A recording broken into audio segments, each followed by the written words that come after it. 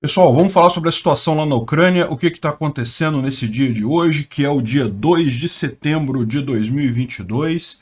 Vamos falar sobre a linha de frente, o que mudou nas últimas horas, e vamos falar sobre a expedição da IAEA, que é a Comissão de Energia Atômica da ONU, que está em Zaporizhia, o que eles já tiveram de informação. Vamos entender o que está acontecendo. Essas notícias foram sugeridas por Papai Sonega, Daniel Carvalho e várias outras pessoas. Obrigado aí ao pessoal que sugeriu as notícias. Obrigado a você que está assistindo o nosso vídeo. Se você gosta do nosso conteúdo, por favor, deixe o seu like e se inscreva aqui no canal, né?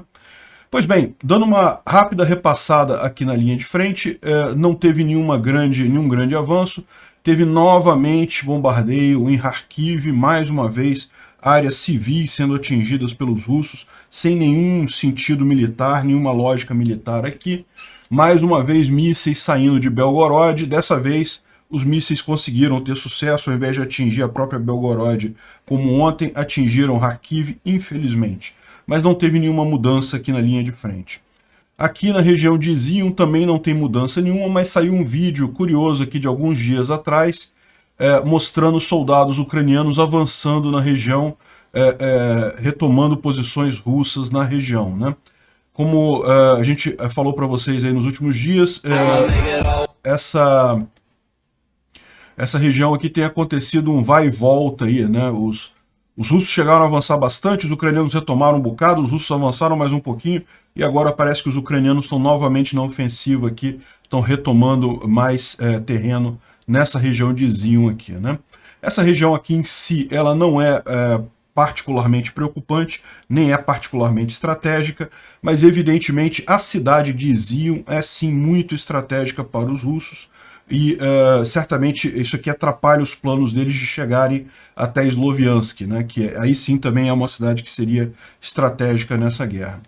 Bom, aqui a gente teve algumas tentativas de avanço russo aqui próximo a Bakhmut. A gente pode ver aqui em Soledar, né, que houve uma tentativa de avanço, aqui também próximo a Bakhmut, mais ao sul um pouquinho, mas da mesma forma que aconteceu nos últimos dias, não houve nenhum sucesso, eles não conseguiram avançar, né?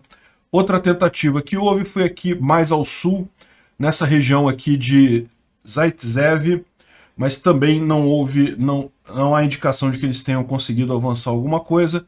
Mais uma vez, Avdiivka é um lugar em que eles estão tentando avançar já há bastante tempo, não conseguem chegar em Avdiivka. Só para vocês saberem, o exército russo alega que já tomou 20% de Avdiivka, mas isso é falso. O exército ucraniano deixa claro que eles não conseguiram tomar absolutamente nada de Avdiivka. É uma cidade muito bem defendida desde antes dessa última invasão russa, né, desde 2014, que a fronteira aqui é muito bem feita e é uma cidade muito difícil de ser tomada, né? Mais uma vez, também os russos dizem que tomaram totalmente Pisk, mas o exército ucraniano nega também. A cidade é ponto de batalha, nenhum dos dois exércitos tem o controle sobre a cidade, né? Tem partes de Pisk que ainda são controladas pela Ucrânia também. Bom, então a gente chegou aqui na parte mais interessante, que é aqui o sul. Ah, não, antes tem aqui esse incêndio aqui em Alchevsk. Foi um depósito de munição também atingido pelos HIMARS ucranianos na região de Alchevsk. Alchevsk fica aqui, ó. Alchevsk. Fica próximo a Luhansk, é um ponto de distribuição russo, foi atingido também hoje cedo. Dá para ver aqui, ó, os vários focos de incêndio na região aqui, lá em Alchevsk, justamente depósitos de munição atingidos pelos ucranianos, né? Depósitos de munição russos atingidos pelos ucranianos. Bom, o que teve de ataque mais forte foi em Melitopol. Melitopol, que é essa cidade aqui no sul da Ucrânia, que é um hub importante para os russos, muita munição passa por ali, e houve ataque a 2 grandes depósitos de munição na cidade. Vou tocar o vídeo aqui para vocês.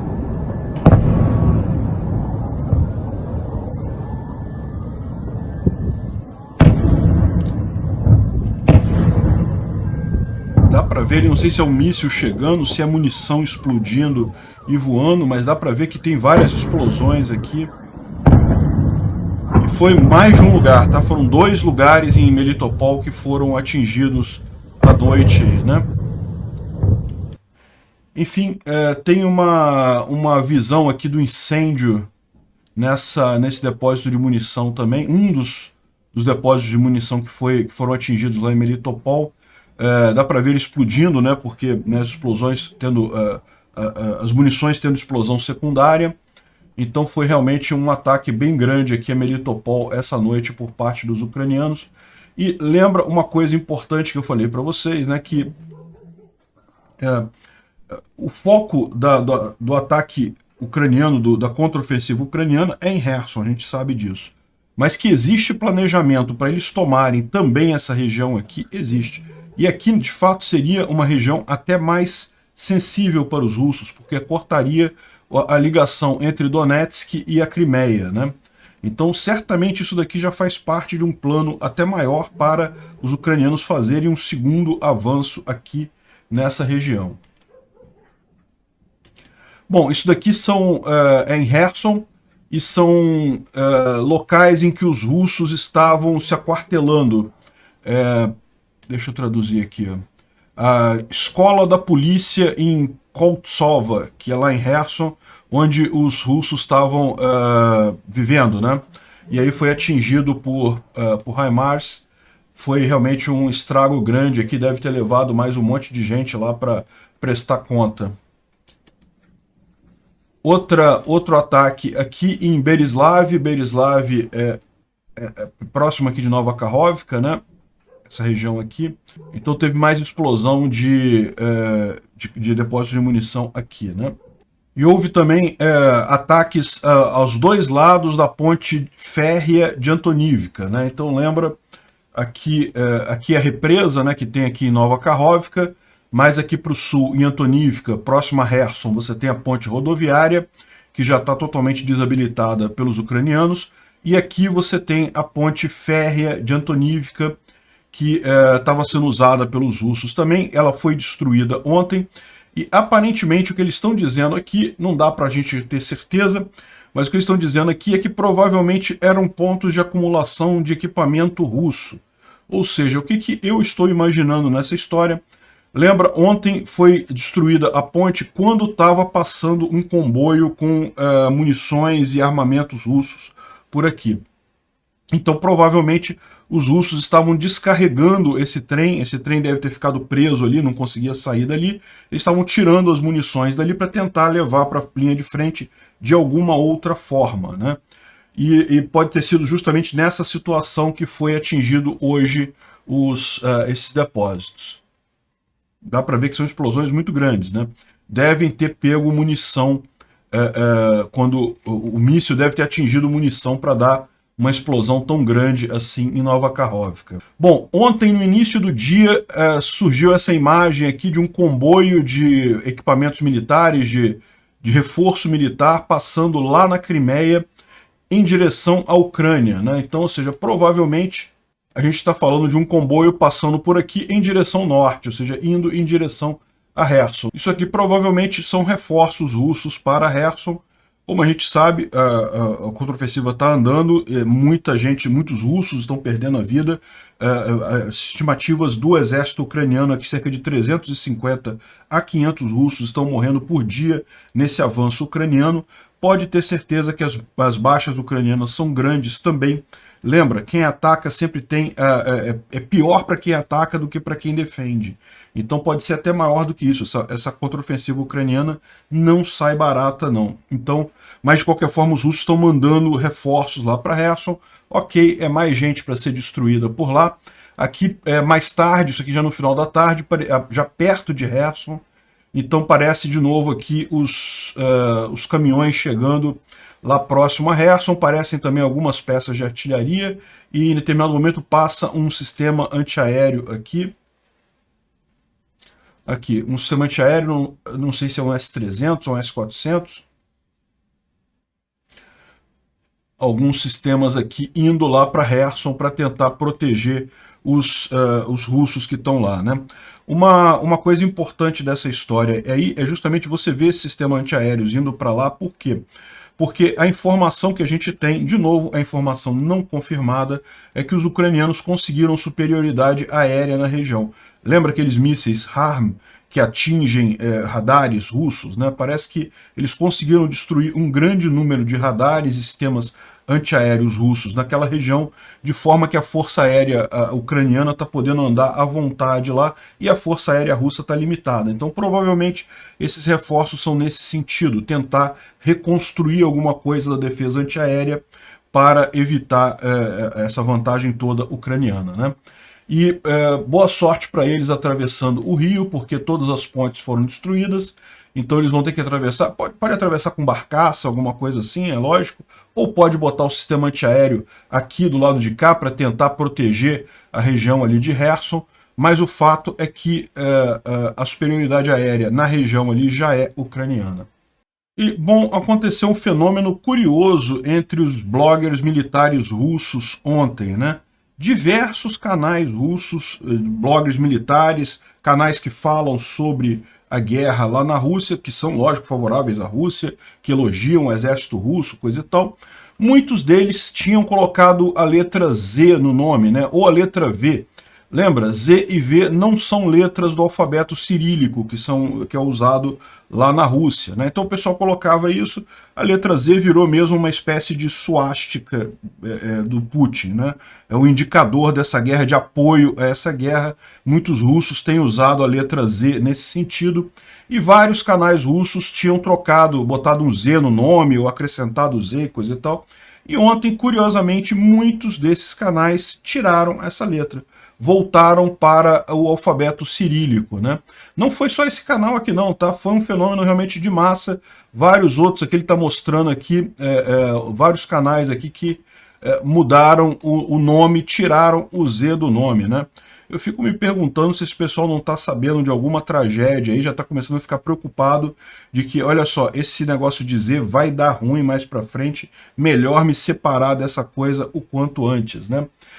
De novo, o conteúdo não mudou, eles continuam apoiando a Rússia, continuam falando bem, continuam dizendo que a ofensiva ucraniana em Kherson já falhou, já não tem mais chance nenhuma, já acabou e coisa e tal. Mentira, não é verdade isso, mas estão tirando o Z. Que curioso, não é mesmo? Bom, o Instituto para Estudo da Guerra, ele fala sobre algumas bravatas do Putin aqui, fala sobre esse negócio que dizem aqui que já falhou a contraofensiva, que é lorota isso, não tem lógica nenhuma. A gente sabe que eles estão avançando. E falou que o Putin aumentou o prazo para as forças russas capturarem Donetsk de 31 de agosto para 15 de setembro. Chega a ser engraçado, né? Porque no final das contas, lembra? Donetsk, a gente está falando de toda essa área aqui, ó. De toda essa área aqui, até aqui em cima é Donetsk. Ó. Até aqui em Alexandrivka, aqui em cima é Donetsk. Tudo isso daqui é o Oblast de Donetsk. Eles não conseguiram avançar nada, a verdade é essa. Então, ou seja, não tem nenhuma chance disso. O Putin está realmente vivendo numa bolha, né? Ele alerta aqui que os russos podem estar querendo tentar pegar áreas próximas a Donetsk que estão contestadas desde 2014 para aumentar o moral das tropas russas. Ou seja, provavelmente ele está falando de Avdiivka. Avdiivka é essa grande cidade, fica do lado de Donetsk aqui, que está desde 2014 nas mãos dos ucranianos. Lembra, em 2014, quando surgiu essa invasão russa aqui, toda essa área estava em poder dos russos. O exército ucraniano, em 2014, retomou isso tudo aqui, até essa linha vermelha aqui. Não retomou Donetsk, aí fizeram um acordo de paz lá, parou o negócio, cessar fogo. Então, pode ser esse, na verdade, o interesse russo para aumentar a moral, tentar alguma coisa aqui. Mas, como eu disse para vocês, está muito longe de acontecer isso, né? Bom, o grande evento ontem é que, finalmente, depois de vários atropelos, várias burocracias, várias tentativas russas de atrasar a coisa, chegou aqui lá na usina de Enerhodar, né? Lá, a usina de Zaporizhia, chegou a comissão da ONU, da IAEA.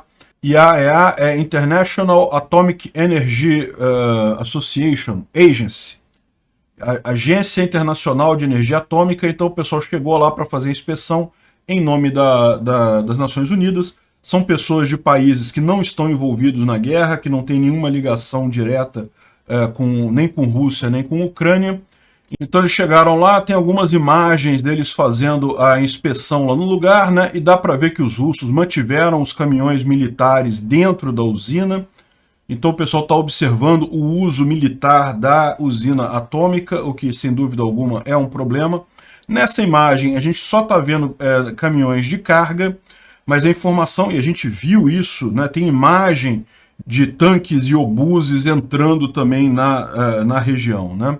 É lógico, é possível que os russos tenham tirado esses veículos militares mais pesados de lá nesse meio tempo, mas que há esse registro. Bom, então eles estão fazendo visitas lá, o pessoal, o chefe lá da delegação, ele falou que já está preparando um relatório, a gente não tem ainda um relatório completo do que ele falou, mas segundo ele é preocupante a situação, ele apontou vários casos de violação ali dentro da usina. Esse chefe ele não vai ficar lá, ele fez a inspeção ontem e já saiu para preparar o relatório dele, mas uma equipe da IAEA vai ficar na usina monitorando o que está acontecendo lá, né? Aí é muito engraçado aqui o pessoal mostrando, né, supostamente o bombardeio, segundo os russos, o bombardeio ucraniano da região lá de Zaporizhia, né? E aí o curioso é o seguinte, não, mas como é que a bomba caiu ali que está apontada para o lado russo, né? Aí o cara está explicando, o cara caiu assim, deu a volta e virou assim, ó, e por isso que está apontando para o lado errado. Enfim, esse pessoal realmente tem que ter uma força de vontade muito grande para acreditar em mentira russa, né? Vamos esperar que a comissão seja realmente isenta e acabe mostrando a verdade. É óbvio que quem estava bombardeando a região de Zaporizhia ali são os russos.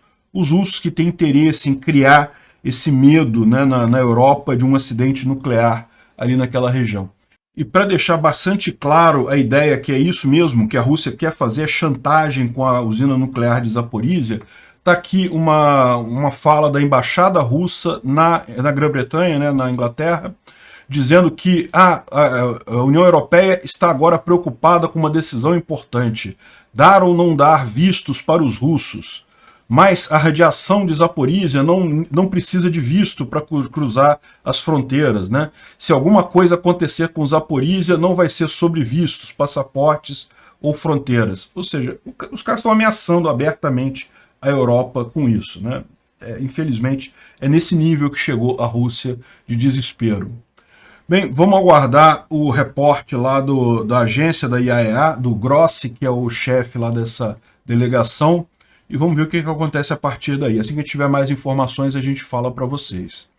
Partindo para notícias menos ligadas diretamente à guerra, você sabe, o Kadyrov, aquele pessoal lá da Chechênia, que na verdade não são os chechenos, né? São os Kadyrovitas, aquele pessoal lá.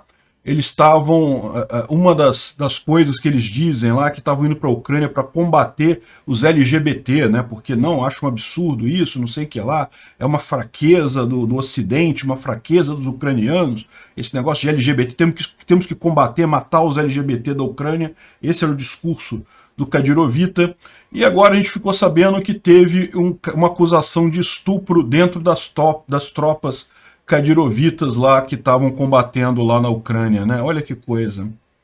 É o que eu falo, esse pessoal homofóbico, no final das contas, é todo mundo com sexualidade frágil, é o pessoal que realmente tem problemas nessa área, né? Bom, o Putin foi lá no velório do Gorbachev, disse que não vai comparecer ao funeral.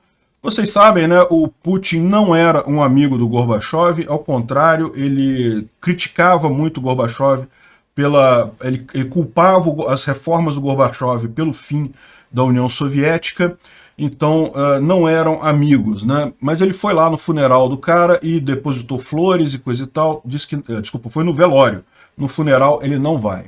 Olha só, foram identificados altos funcionários no Ministério da Economia alemão que estão a serviço da Rússia, hein? Olha, quem imaginaria isso? Que o pessoal do Ministério da Energia, que faz todo o planejamento de compra de gás e coisa e tal, de investimento em energia verde, e que decidiu acabar com as usinas atômicas lá na Alemanha, e descobriram que tem altos funcionários do Ministério da Economia que são ativos russos. Está sendo investigado lá na Alemanha, um escândalo grande por lá, e realmente é uma coisa preocupante isso daí, né? Parece que está mais do que claro a quantidade de agentes infiltrados russos em muitos países lá na Europa, e eu não duvido nada aqui no Brasil também. Bom, essa notícia aqui diz que a China está revendendo excesso de gás russo para a Europa. Vocês sabem, a China tem comprado o LNG russo, né? A Rússia não tem gasoduto para enviar material para a China, então manda via navio com LNG, mas, na verdade, embora isso seja colocado aqui como, olha só, tá vendo, as sanções não estão adiantando nada, a China está revendendo gás russo para a Europa, tem que lembrar o seguinte, isso daqui é um mínimo do mínimo. Primeiro porque a China é uma grande consumidora de gás. Então, o que ela compra da Rússia, ela provavelmente está mais usando para ela mesmo. E mesmo isso é muito pouco que ela está comprando via LNG, porque a Rússia não tem muitas estações de LNG, de gás liquefeito, gás natural liquefeito. O gás natural liquefeito ele precisa ser liquefeito, ele precisa ser congelado para ser colocado no navio, né? E você tem toda uma instalação para fazer esse tipo de coisa. E a Rússia não precisava disso, porque a Rússia sempre vendeu gás através de gasoduto, através de pipeline, então não precisa dessas estações, que são estações caras no final das contas. Então, embora estejam falando aqui, e eu não duvido, pode ser que exista um caso de algum navio que foi para a China e da China foi para a Europa levando LNG, mas pode ter certeza, isso daí é o mínimo do mínimo, não quer dizer que sanções estão sendo contornadas, nada disso. No final das contas é só a exceção da exceção, não é um volume significativo, né? Esse caso aqui é um caso engraçado. Aliás, eu acho que agora a gente só tem casos engraçados aqui, são os últimos passos aqui do vídeo, né? Esse cara aqui é o Lu Yuguang, que é um repórter da Phoenix TV, que é uma televisão chinesa que está cobrindo a guerra lá na Ucrânia, e parece que ele estava lá fazendo uma reportagem lá em algum lugar lá na Ucrânia, e houve um ataque de HIMARS próximo onde ele estava. Ele mesmo, a equipe dele não teve nada, ninguém foi ferido, mas o ataque foi bem próximo e aparentemente a coisa foi tão assustadora que o repórter desmaiou e mijou nas calças, né? Dá para ver aqui que as calças dele estão meio estranhas aqui, e ele desmaiou lá de pavor com os HIMARS. Deve ser apavorante mesmo, gente, não dá para culpar tanto o rapaz assim não, realmente deve ser apavorante esse tipo de coisa. Eu espero que o exército chinês seja melhor do que os repórteres chineses nisso daí, né? Outra piada russa aqui, né? O porta-voz russo, né? O porta-voz das forças militares russas fez um pronunciamento ontem e dava para ler no quadro atrás dele a informação de que eles tinham destruído 44 HIMARS. Tá aqui, ó, HIMARS em russo escrito aqui. O detalhe é que só tem 20 e poucos HIMARS ucranianos, né? Daí o pessoal tá lembrando que, pô, tem os HIMARS de madeira. Realmente os ucranianos fizeram um monte de réplica, né? De cópia de HIMARS de madeira para os russos poderem desperdiçar mísseis ali. Pode ter sido isso, ou pode ser mentira russa também. Qualquer uma das duas coisas tá valendo. O fato é, simplesmente não tem 44 HIMARS na Ucrânia para eles destruírem. E mesmo que tivesse, olha só, teve ataque de HIMARS essa noite mesmo lá em Melitopol, então meio que não tem como isso ter acontecido, né? Normal, mentira russa. Bom, isso aqui é um caso engraçado do cara do executivo da Lucas Oil, que se jogou pela janela do hospital, né? E a gente já falou sobre esse caso ontem, é mais uma morte suspeita, mais um oligarca russo morrendo de forma suspeita aqui, e o pessoal usou a brincadeirinha, aquele memezinho conhecido, nossa indústria de combustível fóssil está colapsando, o que devemos fazer? Vamos ameaçar guerra nuclear, invadir a Polônia, que tal a gente parar de atacar a Ucrânia e para as sanções acabarem, né? E aí o cara foi jogado pela janela do hospital. Bom, é certamente mais provável do que as alternativas que a Rússia tá falando aí, né? Não, que o cara estava muito doente e daí se saltou da janela porque estava muito doente. Obrigado por assistir o vídeo até o final. Além de curtir, compartilhar e se inscrever no canal, considere se tornar patrocinador com valores a partir de R$ 1,99. Clique no botão Seja Membro abaixo para saber as condições e vantagens de patrocinar o canal. Mais informações sobre o nosso projeto, visite nossos sites indicados na tela.